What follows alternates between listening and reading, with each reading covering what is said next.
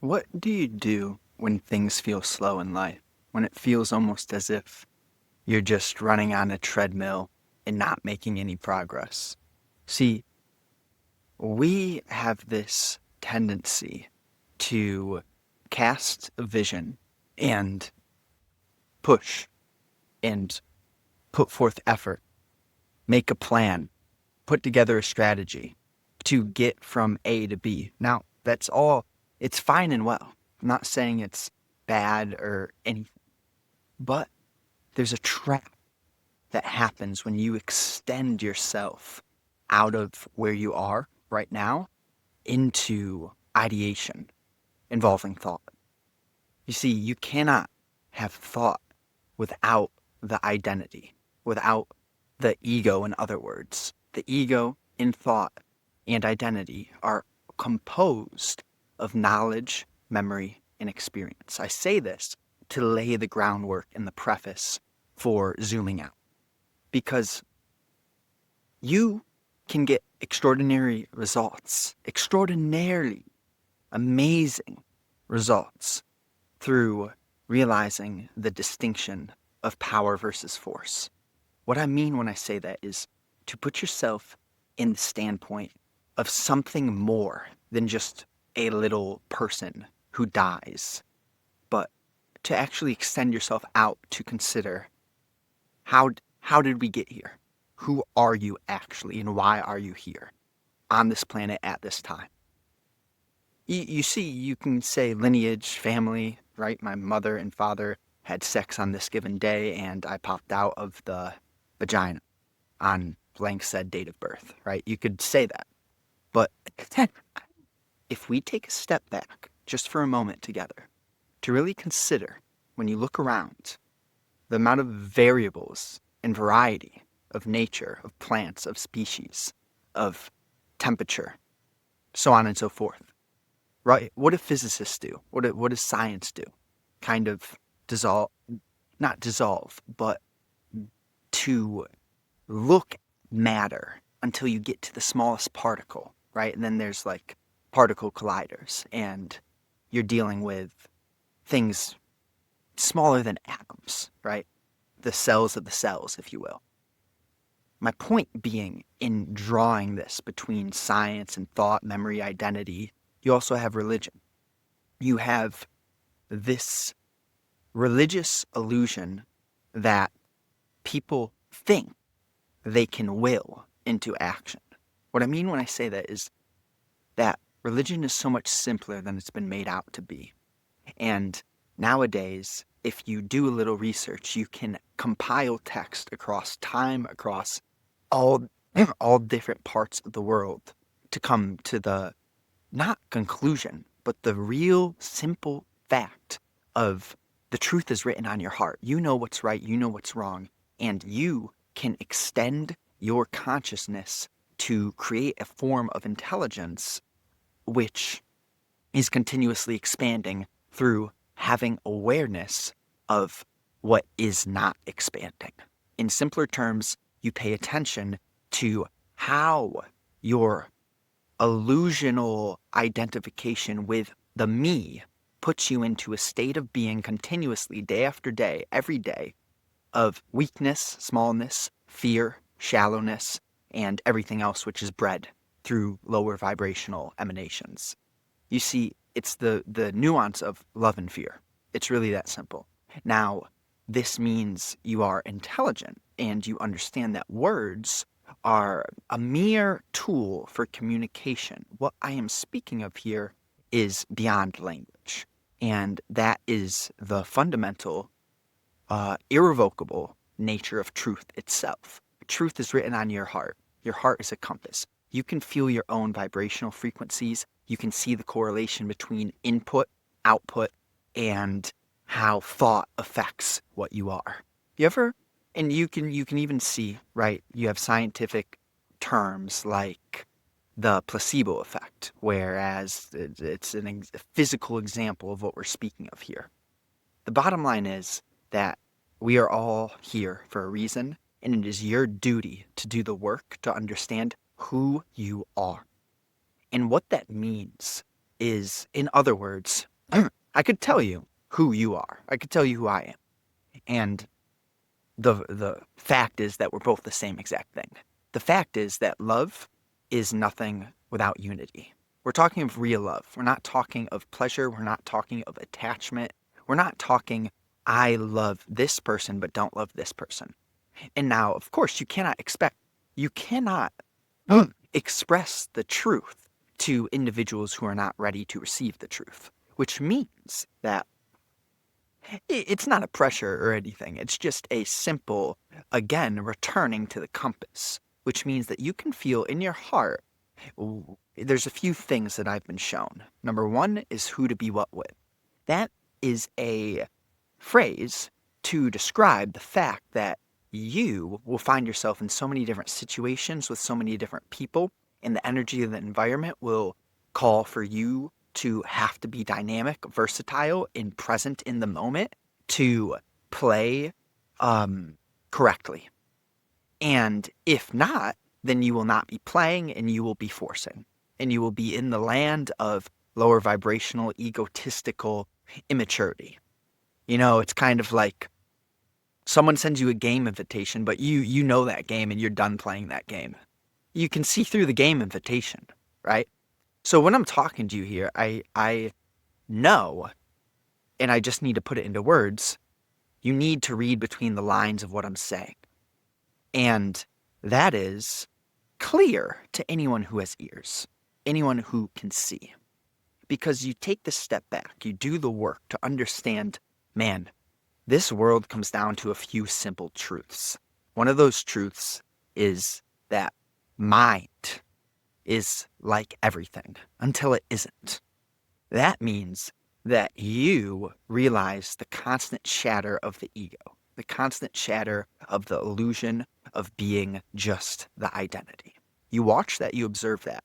Inevitably, what happens is you alchemize all which previously kept you imprisoned to the lower spectrum of life. You alchemize that by looking at it, processing it, sitting with it, feeling it, understanding the ins and outs of what it is to be a human being with emotional inferiorities and things of that nature. You watch that and you start to change in a sense where you realize that just as the sky is the background to the clouds, that you are actually not the thinker himself, but you are the blank canvas in which the thinking occurs. In other words, consciousness itself. Now, you may look at a tree, you may look at a rock and say those aren't conscious. But, okay, let's make a clear practical distinction. Obviously, a tree is living, it has branches. Rocks, But the fact of the matter is that we are living in a world where we are creators. And that means that you start to notice the correlation between thought and what is in your life. The correlation between vibrational emanation in your heart and what you create more of in your life. So you start to decipher the universal truths of, wow, how can I make this game simple, right? So awareness of thought, that's one of the biggest ones. The mind begins to get still. The mind begins to be eroded so that the heart runs the show and the mind is merely a assistant. I won't put out percentages. A lot of humans, this is changing, and that's why I refuse to put out percentages, because in that moment that I was saying that, I realized, no, I am the architect. I am not going to speak that forth. What I will decree is the fact that humanity will undergo a change that is blatantly obvious to every single human being on this earth within the next decade. And a change, a renewing, everyone will be reborn. And it all starts with you. That's the tricky part of this, is realizing that you have to see where you're standing in terms of everything. The implications behind the words which reveal the state of consciousness in which you are operating through. You'll begin to notice that no one can hide anything. In that when you see that when you have taken off your mask, you understand the nature of all mask. And what that allows for is a getting to it, a acceleration of the expansion of what is real, and a also acceleration in terms of the dissolution of the illusion of the mask. So what happens, also another point is all this vocabulary, I forgive me, but I don't know how to say it any other way. Okay? I could try to put it into 2 plus 2, 5-year-old math, and that really would be, let's see if we can compile a few core truths, right? Number 1 is awareness of thought, and that mind needs to be stilled. Number 2 would be, I think, go right to the body, that your body needs to be taken care of for your emanations to be felt. This is the trouble. This is why mainstream is distorted currently. Or again, it's changing. And my mainstream is different from mainstream's mainstream anyways. But I'm referring to mainstream, like people who just think McDonald's is okay for them, just for example. Point being that when you simplify the vessel, you have whole foods, fresh air, consistent movement, and you know how to have a rhythm in your day where you're not forcing yourself obligation after obligation, timing everything, having to do everything, achieving. No, that's not what we're talking about. We're talking about letting your bodily sensitivity expand through health and through commitment to the simple fundamentals which irrefutably raise your vibration. For me, things like jujitsu, walking little budster. Let's see. My camera stand's broken, so I'm not going to point it at him right now. I'm going to get a new one. Get back to the point where you take care of your vessel. That sensitivity expands because you care. You start to notice the thoughts. That compounds. So now you have your body harmonizing on new vibrations, and you have awareness of thought alchemizing in dissolving emotional and traumatic and psychological corruption and illusion that may have been labeled trauma from the past, etc. So as you walk this journey, the sensitivity increases to a degree where this is basically, you realize, I'll say it in a few ways. You're in a river. The river is you. When you hold onto the rock, that is going to make you dragged by life. Life is always movement. The only constant is change. So we have to learn to get with it or get dragged by it. Truth number 3 is really moment-to-moment awareness, living in the moment, being present. Not in a fully fucking Looney Tunes sense, but I mean being locked in, dialed in, honest, living with integrity, understanding what you're putting out, seeing, envisioning, having the foresight to understand the karmic debt that your actions and behavior creates. Now, I'm not saying perfection. I like tobacco. That's always something like, I genuinely, I don't know, I enjoy smoking tobacco. So there you go. Man to man, friend to friend. Not trying to say I'm perfect. I'm delivering what I need to hear. To be real honest with you, if these videos weren't heard by anyone, they would still be extraordinarily impactful to my life. And on the other end, if they reach plenty of people, that would also be just wonderful. So you see, I put myself in a situation here where it's a win-win-win. Me being outside, fresh air, speaking in this manner, powerful anyways. Oh, some people listen to it, many people listen to it, hundreds of thousands of people listen to it. Even better. I know what I'm putting out, and it's from the heart. So when you really dig, you start to simplify. No more external validation seeking, no more insecurity, no more jealousy. You may still have a trigger. You dissolve it, though. You alchemize it because you're done with that. You see, I'm not putting that out, and I'm not going to be like that. Maybe I'll notice it. Maybe it's in me, and I see it. And then, but the funny part about it being in you is the only way it can get out of you is by recognizing it's in you. So that's really like, those truths matter. And The bottom line is that the world is not as it is, the world is as you are. Sometimes you'll have phases, seasons where you get in the mud.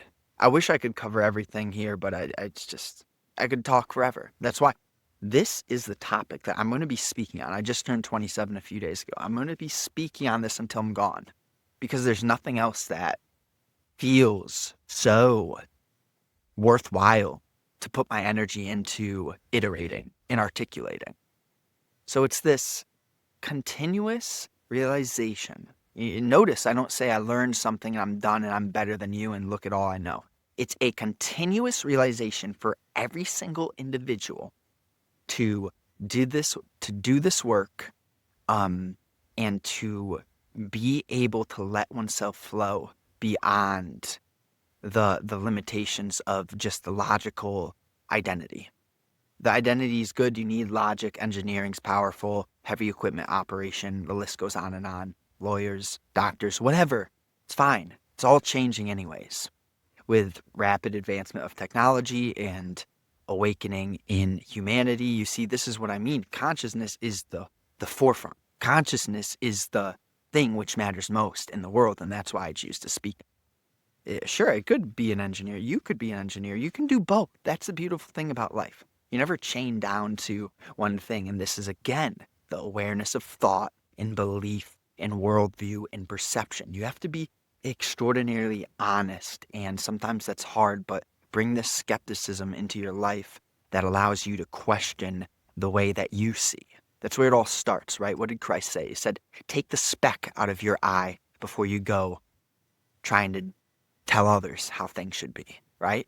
Take the speck out of your eye first. If your right hand continuously leads you to deceive, cut your right hand off. I still have both my hands. So my point being is, it's hard. You'll make a mistake, you'll make a mistake, you'll make a mistake.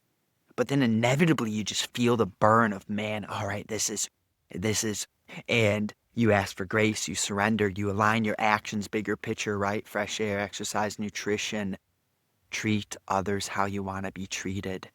Attention, awareness around thought.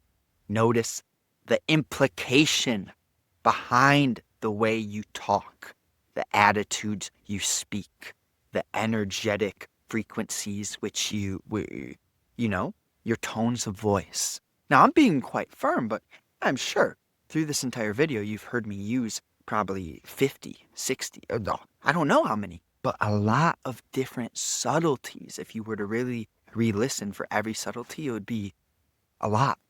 And the point here is just that there's no how-to.